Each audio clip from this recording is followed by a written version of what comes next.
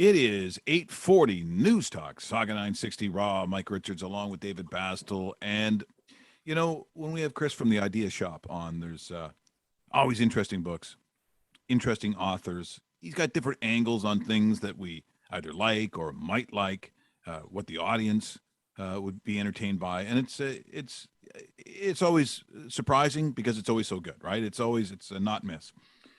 But I did not see this particular book coming. Of the holidays that are coming up, and we've had cocktails, mocktails, we've had all kinds of different we've had recipe books, but I did not see Star Wars the Life Day Cookbook. I did not. Yeah, well, and my son sees this come in, with the FedEx or whatever it was, and we open it up, and I'm like, look at this, and my son says to me, "Oh my God, I wonder if Dave knows about this." I go, "Yeah." Who do you think's behind this? We aim to please. Yes, and there's no question, Dave. And please, you do. Yes, you must have lit up because this is like your dream come true. The Star Wars Holiday Cookbook. Yeah. Well, as any fan of Star Wars knows, going way back, tomorrow actually marks the 43rd anniversary of the Star Wars Holiday Special, which was it only aired once. It was only on television once. It was not George Lucas's favorite moment. It was just between the Star Wars, the first movie, and The Empire Strikes Back, and it was a television special with the whole cast about Life Day, which was a kind of like a celebration, a Wookiee celebration, celebrating family, joy, and harmony. And it was kind of a mashup, before the word mashup was invented, of Christmas and Thanksgiving. And it was a great idea. The fans never let it go. Every Star Wars actor who was in it gets asked repeatedly, "Oh, when are they going to play that Star Wars Holiday Special again?" Never. They're never going to air it again. It's just too weird. But we have the cookbook, which is this fantastic collection of recipes. It's got over 50 recipes. Jen Fujikawa has written this for a company called Insight Editions. They're one of the world's great publishers of Star Wars book. It's beautiful. It looks great. Yeah. The photography is spectacular. But Mike, I knew how much you love the Mocktails book, and this book includes all kinds of recipes. It includes, entrees and side dishes, but also includes drinks. And as we know, drink recipes exist to be modified, Yes, yes, they do. Here's a sentence I thought I'd never see in a cookbook. This is so you get something like this glorious Bantha milk hot chocolate. It's blue. Any self-respecting drink fan knows there's a very limited number of blue drinks available. Here's one. It's just waiting for modification. But this is a great cookbook for all ages. And I have a very fussy teenager who likes to cook. This is great. These are wild-looking recipes. The book is all written in world. It's narrated by a Star Wars character. There's all kinds of fun throws to different films, all kinds of trivia. And you get these great things like Wookiee Ookies. They're like cookies shaped like Wookiees. It's like the signature dish of the book, if you will. They are, I'm trying to find them here. Yeah, here they are. The Wookiee Ookies. Fantastic, not too hard to make. He can make them by himself. He can let me help them. There's Clatoine crepes. They're perfectly wonderful, edible things. They're green, though. It's kind of cool. Clatoine, of course, any Star Wars fan knows, that's where Jabba the Hutt lives.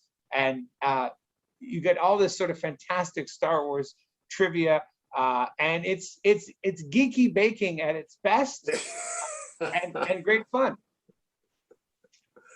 I like that everything is so detailed nicely as well, because, okay, of course you have all your ingredients, how to make it as well, but it also gives you a very important stat with prep time, cooking time, yield, how many are actually in the servings. And the part I look most is difficulty. Because I want to know, is this going to be tough for the kids to do? Is it going to be tough for me to do? Because a lot of these things, you're right, Chris. This is This isn't an ABC cookbook where they've just changed up the names. If you look at some of the recipes they have in here, they are out there. You're definitely trying something new. And I, for one, really love that concept of it. That's great. And I, for one, look forward to Dave making me something one day from this book.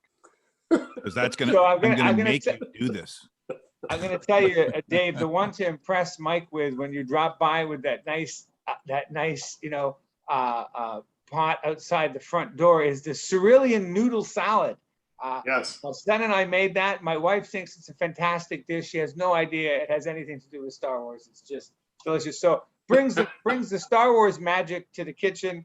And speaking of magic, leads us wonderfully to our this other great book. That honestly is, even though I'm wearing the Christmas hat here on the call, it's too good to simply wait for Christmas. This is J.K. Rowling's first children's book that she's written since Harry Potter. It's called The Christmas Pig, published by our friends at Scholastic Canada. They're the world's leading children's book publisher. They've been publishing books for over 100 years. And this is a great book. And I was going to actually give it to my younger son for Christmas, but he wanted something to read at bedtime, and I actually started reading it to him at bedtime. And this book is incredibly perfect for reading at bedtime. It's a story about a 8-year-old boy named Jack. His family's falling apart. His parents are splitting up, and he's able to get through it thanks to his stuffed pig named DP. But his wicked stepsister throws it out of the car on the highway. We've all had that happen. Something we love disappears. He's devastated, and the stepsister is forced to buy him a replacement stuffed pig. But as we all know, when you have a favorite toy, it's not quite the same. But the Christmas magic, J.K. Rowling is so good with this magic stuff. On Christmas Eve, apparently it's the one day that toys can talk. It's kind of like a Toy Story riff. Yeah. And the replacement pig says, basically, I'm so sorry, you're clearly upset. Let's go find your missing pig. And this great adventure begins, and they go to this place where all the lost toys are, Land of the Lost. And they go to these different, it's kind of like a Dante's Inferno. They go through all these different levels of Toyland, the mislaid land, the disposable land, the city of the mist. And finally, this adventure concludes in a wonderful, heartwarming way that J.K. Rowling literally just, you could take for granted that she's a great writer because we all know Harry Potter, but this book really shows what she's great at, which is taking a wonderful, sweet story and just dialing it up to 12. It's fantastic. Well, I'd like to say that I saw it, but there is a teacher in this house, and I've not seen the book since it came through the door. Like, where's the pig book? Not done with it yet. Oh, okay. Let me know how it goes. And that's what happens in this house. Like, if I don't get to it first, I don't get them. That's not the first time, as you know, this has happened in this household. These books come in, and they're all excited. And there's a couple of people I have to get to make sure I get the book. So I have yet to see the book, just so you know. Well, if your wife has the book, it's a great bedtime read, Mike. I don't know if it's a very romantic, anniversary thing to do. Read to me, sweetheart, from The Christmas Pig. I've read her pig stories before, but she hasn't enjoyed them. So we'll see. There's always time, Mike. There's always time. It's funny because I open this up, and of course, just like we've talked about in the past, the kids are wondering what did Dad get, right? And as soon as they see the author's name, it's like, oh, another book, and it's like, no, it's not Harry Potter. It's but it's that heavyweight connection, and you have to think that, with the popularity of the author and what has been done and everything like that, it's like I've seen this book advertised all over social media, which has a lot to do with J.K. Rowling, but I guess the popularity of it right now, it might be the Christmas book as far as that readable Christmas book at that Christmas theme as well, Chris. Yeah, it really brings that's what I'm really happy we decided to read it ahead of time, because it brings the Christmas spirit. You love that bit where kids get excited about Christmas. As adults, we're kind of trying not to go to the post office and pick up our credit card receipts. But for kids, it's very, very exciting. And this, because there's this magical Christmas Eve is already pretty much a magical night, but now toys are talking on Christmas Eve. And last night, I just wanted to see what J.K. Rowling herself had to say about the book. And she said that of all the books that she's ever written, this was the only one she imagined being read out loud. It was really designed to be read out loud, which is funny because I don't normally at this age read out loud to my kids, but this book is so great for that. We had such a good time reading it. I had to read ahead last night to get to the end because we haven't quite got there yet. And it's great. It's just a great. So Dave, absolutely the Christmas book. I can't think of a more seasonal way. It's got the magic. It's got the pig. Beautifully illustrated by Jim Field. I love books that are illustrated just to get me through. So it's great for kids about 8 and up. Well, it's also, I mean, when we do these segments, things that I'll be quite honestly that maybe I wouldn't normally do. I mean, there I am reading, Stephen King's interpretation of Frankenstein, and then I'm reading the works of Mary Shelley. And historically, it's funny because we're a family that's really quite based in history. My brother's a history major. He's published papers, and it's fascinating to just see the words. And reading is I'm not saying it's a lost art, but I'm always concerned that reading these days comes off a phone. It comes off a tablet. But there is really no equivalent to picking up a book, and it's still your imagination, because whatever that author is portraying to you, everyone kind of sees it a little bit differently. They see it visually in their minds a little bit differently. So even, the Christmas pig, what went through the mind of J.K. Rowling might be different for you. You might see the imagery differently in your head, and that's the special part about imagination and the magical part of book reading. And there is nothing quite like it. So when we talk about these books, it's not just this 20-minute segment. I mean, Dave and I, and his is different because if it's kid related, he's got some daughters who would love it. But for me, it's different because I'm in a house filled full of readers. I am not. I honestly, I am not. So it has opened up a little bit of a world for me that I forgot about, because as a kid, I loved it.